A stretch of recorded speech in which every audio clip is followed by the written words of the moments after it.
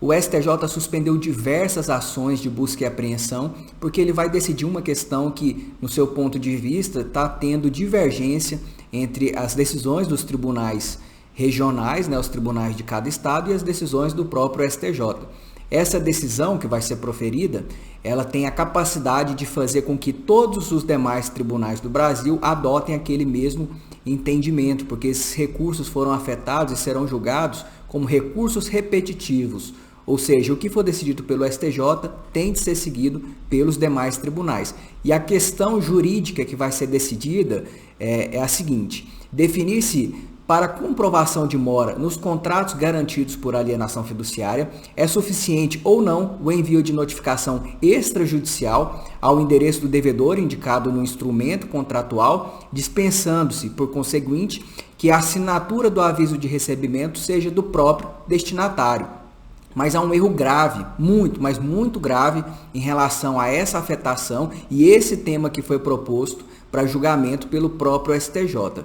É que o seguinte: os recursos que originaram essa afetação, que originaram essa discussão toda, eles não tratam especificamente sobre essa questão de que se é necessário que o próprio devedor do contrato assine ou não a notificação, o recebimento dessa notificação. Na verdade, tratam de outras coisas.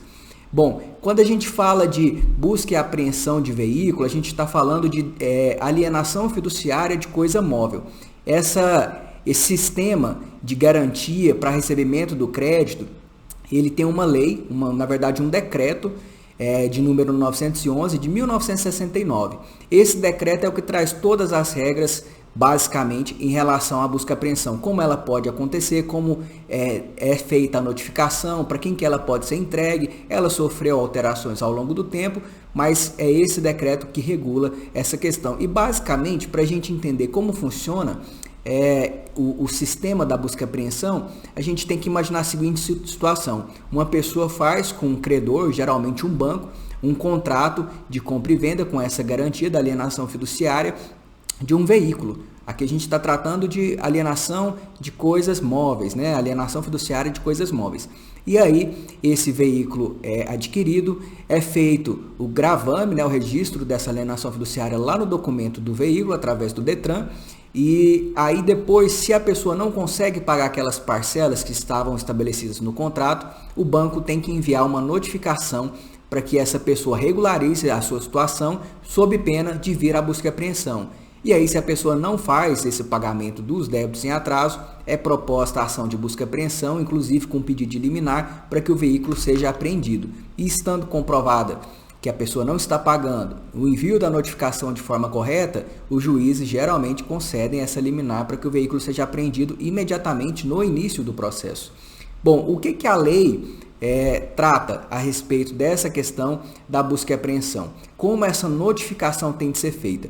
O artigo 2º do parágrafo 2º do decreto 911, esse que eu já falei anteriormente, ele vai dizer o seguinte: a mora decorrerá do simples vencimento do prazo para pagamento e poderá ser comprovada por carta registrada com aviso de recebimento, não seja exigindo que a assinatura constante do referido aviso seja a do próprio destinatário.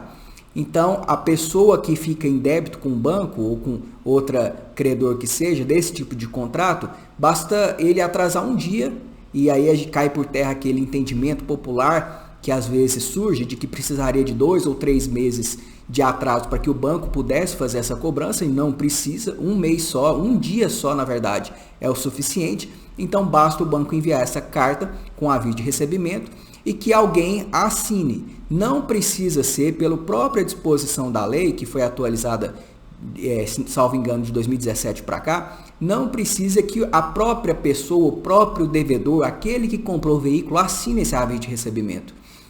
E aí está uma grande questão: qualquer um pode assinar. Basta que a carta seja enviada para o endereço do contrato e que alguém tenha recebido. Pode ser um parente dessa pessoa, pode ser o porteiro, pode ser uma pessoa totalmente estranha, que ela nem conheça, basta que alguém tenha recebido. E o que o STJ colocou aqui para julgamento é a mesma coisa que a lei está dizendo: definir-se para comprovação da mora nos contratos, basta o envio da notificação e que a assinatura não precisa ser do próprio destinatário. Mas essa questão já é pacífica, isso aí não tem discussão há muitos anos. Já se entendeu que não precisa, na alienação fiduciária de coisa móvel, que a notificação seja pessoal, ou seja, o próprio devedor assinar. Basta que qualquer um assine, diferente de quando a gente trata de alienação fiduciária de imóveis, porque aí a notificação tem de ser pessoal. E qual que é o grande erro do STJ nessa questão? É que nos recursos que originaram, o acórdão que originou o recurso para o STJ, as decisões que foram escolhidas ali para serem analisadas do tribunal, ambas são do Tribunal de Justiça do Rio Grande do Sul, não tratam de natureza de notificação pessoal ou não. A notificação, na verdade, sequer ocorreu, não foi recebida por ninguém. E esse é o grande ponto aqui que o STJ parece que não está vendo. Lá no primeiro recurso que foi analisado, o tribunal deixou da seguinte maneira, registrado lá no acórdão: notificação enviada por carta registrada com aviso de recebimento para o endereço do contrato, retorno negativo, certificado que a carta não foi entregue ao destinatário pelo motivo ausente, inexistência de comprovação de prévia constituição do devedor em mora.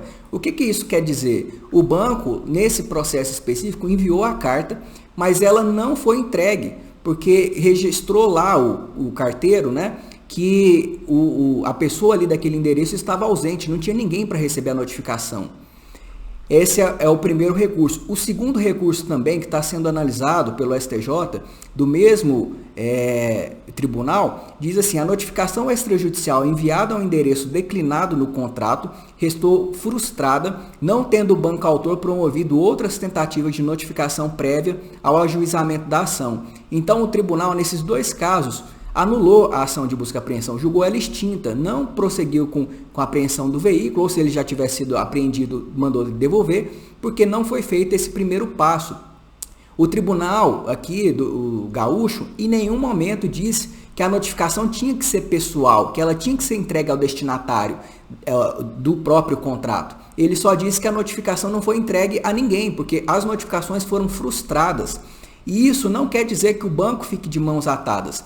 No artigo 15, caput, da Lei 9.492 de 1997, nós temos outras possibilidades de intimação ou citação. Por exemplo, a intimação via edital. Não conseguindo encontrar a pessoa nesse local, o banco poderia fazer, por meio do cartório, a intimação por edital. E isso supriria essa necessidade de que alguém assinasse o aviso de recebimento da notificação.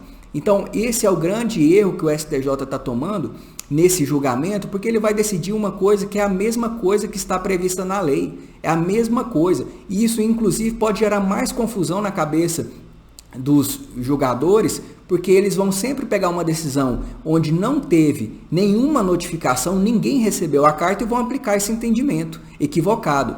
Ou então o STJ deveria colocar como questão jurídica a ser julgada e definida se basta enviar o comprovante, basta enviar a notificação, independentemente de quem quer que receba, mesmo que alguém não receba. Aí a gente teria um entendimento mais alinhado com realmente o que aconteceu. Apesar, lógico, de que se isso fosse levado a julgamento, também estaria errado, porque a própria lei exige que essa notificação seja recebida por alguém, mesmo que não seja o destinatário. Então, qualquer pessoa poderia receber. E a questão aqui, novamente, que os tribunais do Rio Grande, que o Tribunal do Rio Grande do Sul decidiu nesses dois recursos, não trata de que a notificação tivesse de ser pessoal ao devedor, mas que não houve por parte de ninguém o recebimento dessa notificação, ela foi frustrada e que o banco teria outras possibilidades jurídicas de fazer essa notificação e não fez e entrou com a busca e apreensão e corretamente foram extintas as ações.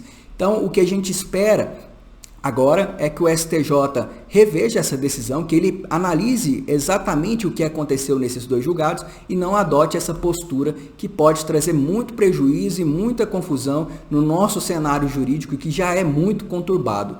Bom, enquanto o STJ não decidir sobre isso, os demais processos que tratam de questões idênticas ficarão suspensos.